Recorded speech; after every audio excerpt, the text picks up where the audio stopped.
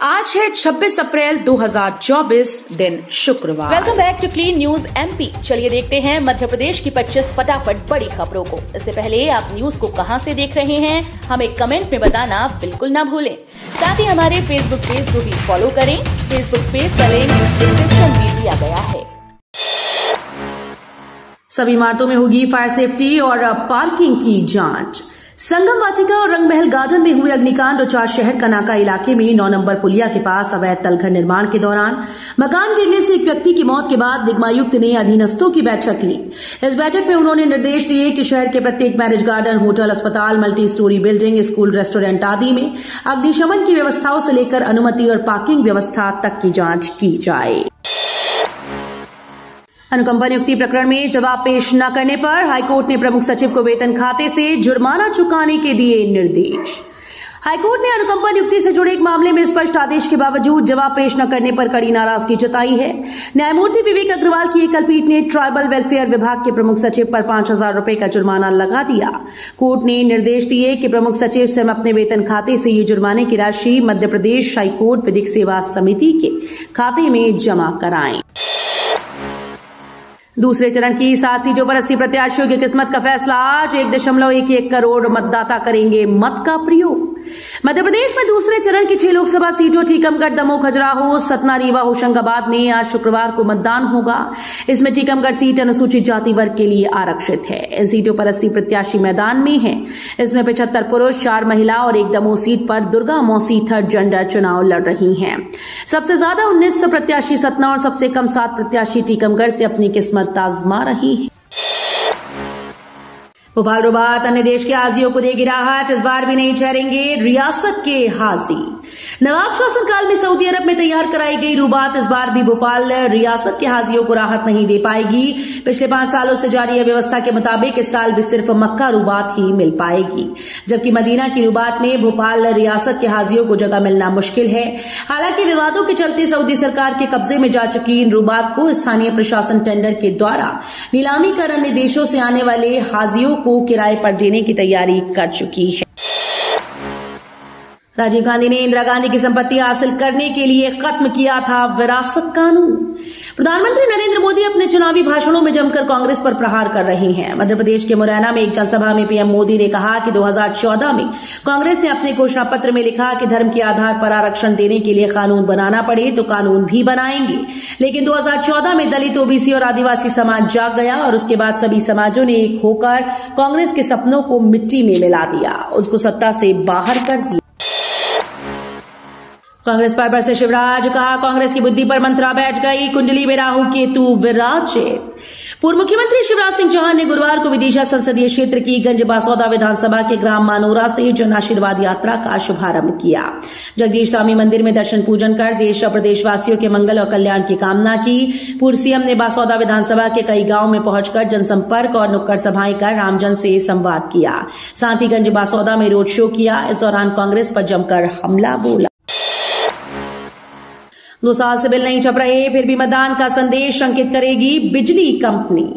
पश्चिम क्षेत्र विद्युत वितरण कंपनी ने दावा किया कि मतदाताओं को मतदान के लिए जागरूक करने का काम वो अपने बिलों के जरिए करेगी। कंपनी ने घोषणा की कि अप्रैल माह में जारी होने वाले सभी बिजली बिलों पर मतदान करने की अपील के विज्ञापन छापे जाएंगे।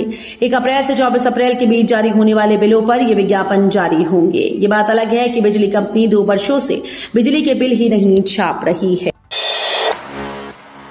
लोकसभा चुनाव के मतदान से पहले कांग्रेस को कटनी में बड़ा झटका, जिलाध्यक्ष सहित कई नेता भाजपा में शामिल।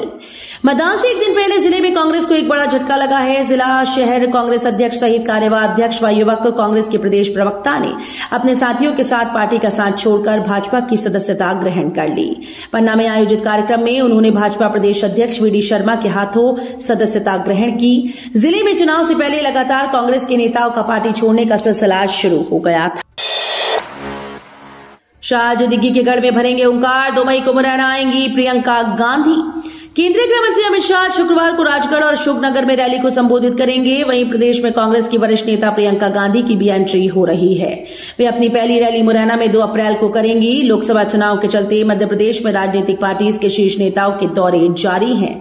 इसी क्रम में केंद्रीय गृह मंत्री अमित शाह गुरुवार रात 10:10 पर ट्रांजिट विजिट पर भोपाल पहुंचेंगे। सीएम बोले, हमें पता है लोकसभा में क्या परिणाम आएगा। विरासत टैक्स पर राहुल को घेरा।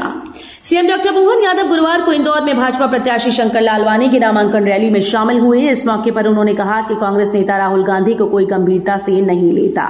उन्होंने कहा कि कांग्रेस विरासत कर के बारे में बोल रही है, लेकिन आज सबसे पहले विरासत टैक्स गांधी परिवार को ही भरना चाहिए। स्नातकोत्तर में प्रवेश लेना मुश्किल, 6 मई से प्रस्तावित है परीक्षा की तिथि।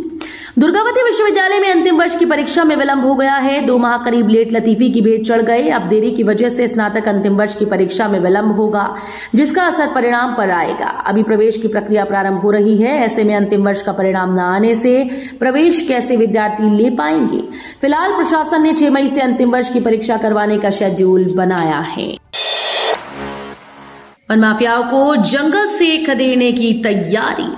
वन विभाग के द्वारा जंगल में पेड़ों की अंधाधुंध कटाई और वन भूमि पर कब्जा करने वालों के खिलाफ सख्त और पुख्ता कार्रवाई की जा रही है। विभाग की नजर वन क्षेत्र में निवासरत भोले भाले आदिवासियों को गुमराह कर भड़काने वाले वन माफियाओं पर लंबे समय से है। इनके हौसले पस्त कर जंगल को कटने से बचाने के लिए वन विभाग के द्वारा पेशेवर बदमाश और वन माफियाओं की कुंडली तैयार की जा रही है। भोपाल के नरेला में 15,000 से अधिक फर्जी मतदाताओं के नाम होने की शिकायत। मध्य प्रदेश कांग्रेस ने भोपाल लोकसभा क्षेत्र के अंतर्गत आने वाले नरेला विधानसभा में 15,000 से अधिक फर्जी मतदाताओं के नाम मतदाता सूची में होने की शिकायत मुख्य निर्वाचन पदाधिकारी कार्यालय में की। प्रदेश कांग्रेस के पदाधिकारी जेपी धनोपिया और मनोज शुक्ला ने दोहरे नाम वाले दस्तावेज अपर मुख्य निर्वाचन पदाधिकारी राजेश कौल को सौंपकर मतदान के दिन मतदान केंद्र पर सत्यापन करने की मांग। उज्जैन सीट से कांग्रेस उम्मीदवार के नामांकन रैली में शामिल हुए सचिन पायलट। राजस्थान के पूर्व डिप्टी सीएम और कांग्रेस नेता सचिन पायलट गुरुवार सुबह उज्जैन पहुंचे। उन्होंने उज्जैन आनोट संसदीय क्षेत्र से चुनाव लड़ रहे तराना के विधायक महेश परमार के समर्थन में शहीद पार्क पर कांग्रेस द्वारा रखी गई आम सभा को संबोधित किया। कल ही महेश परमार नामांकन की शेष औपचारिकताएं भी पूरी किए। बाओबाब वृक्ष की कटाई के मामले में जांच पूरी। राज्य शासन ने मध्य प्रदेश हाईकोर्ट में पेश किया जवाब। हाईकोर्ट के पूर्व निर्देश के पालन में बाओबाब वृक्षों की कटाई के मामले में कमेटी की जांच पूरी हो गई। मुख्य न्यायाधीश रवि मलमठ व न्यायमूर्ति विशाल मिश्रा की युगल पीठ ने राज्य शासन की ओर से प्रस्तुत जानकारी को रिकॉर्ड पर ले लिया। इसी के साथ राज्य शासन को कमेटी की अनुशंसा पर 1 सप्ताह में निर्णय लेने के निर्देश दिए। प्रदेश में चलेंगी तेज हवाएं। इंदौर उज्जैन समेत 6 संभागों में गरज चमक के साथ बारिश का अलर्ट। बादल छटने के कारण गुरुवार को सूरज के तेवर सुबह से ही तीखे रहे, जिसके चलते प्रदेश के 21 शहरों में दिन का तापमान 40 डिग्री या उसके पार चला गया। मौसम विज्ञानियों के मुताबिक अलग अलग स्थानों पर बनी 6 मौसम प्रणालियों के असर से आज शुक्रवार को दोपहर के बाद मौसम का मिजाज फिर से बदल सकता है। भारत में बड़ी नौकरियां, जाने क्या है बेरोजगारी की ताजा स्थिति, सामने आई रिपोर्ट। भारत में नौकरियों में उल्लेखनीय वृद्धि और बेरोजगारी दर में गिरावट दर्ज की गई। ग्रामीण क्षेत्रों में बेरोजगारी दर घटकर 2022-23 में 2.4% पर पहुंच गई। वहीं इस अवधि में शहरी क्षेत्रों में बेरोजगारी घटकर 5.4% हो गई। इसके साथ ही महिलाओं और युवाओं के रोजगार प्रतिशत में भी वृद्धि हुई। ये तथ्य समाचार एजेंसी ANI के द्वारा सरकारी संस्थाओं के आंकड़ों का विश्लेषण करने के बाद सामने आया।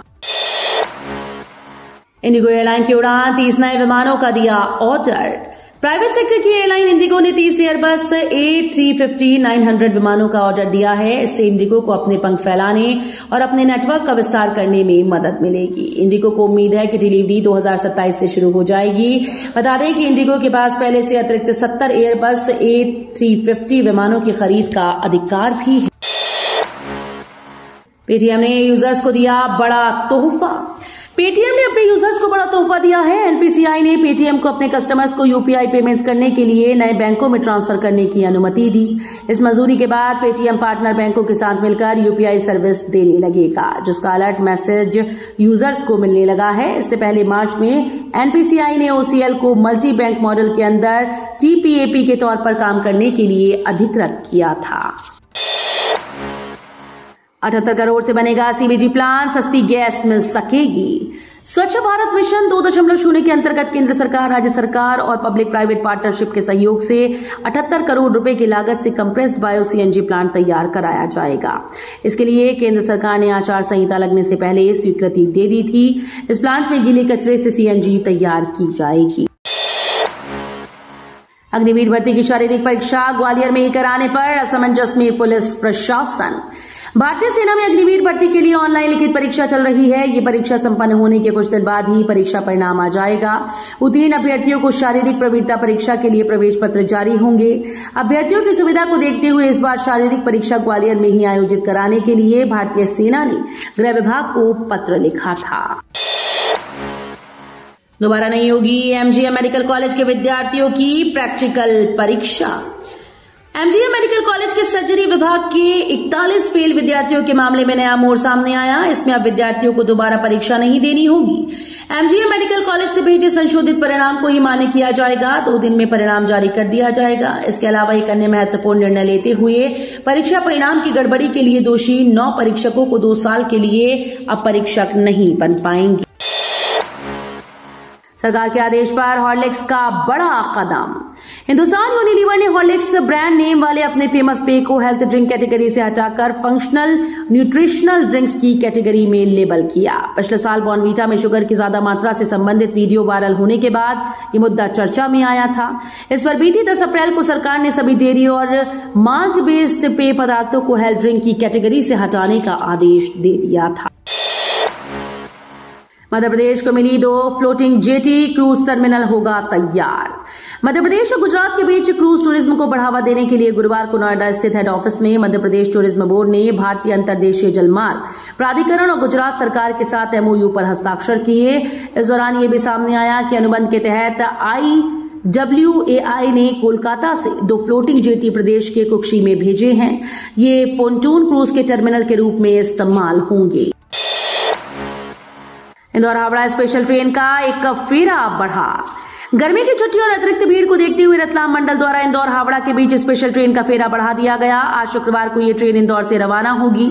जानकारी के अनुसार इंदौर हावड़ा स्पेशल 09335 ट्रेन आज शुक्रवार रात 10:30 बजे इंदौर से रवाना होगी और रविवार सुबह 6 बजे हावड़ा पहुंचेगी। तो ये थी आज की 25 फटाफट बड़ी खबरें। अगर आपको न्यूज पसंद आई हो तो वीडियो को लाइक और शेयर जरूर करें। धन्यवाद।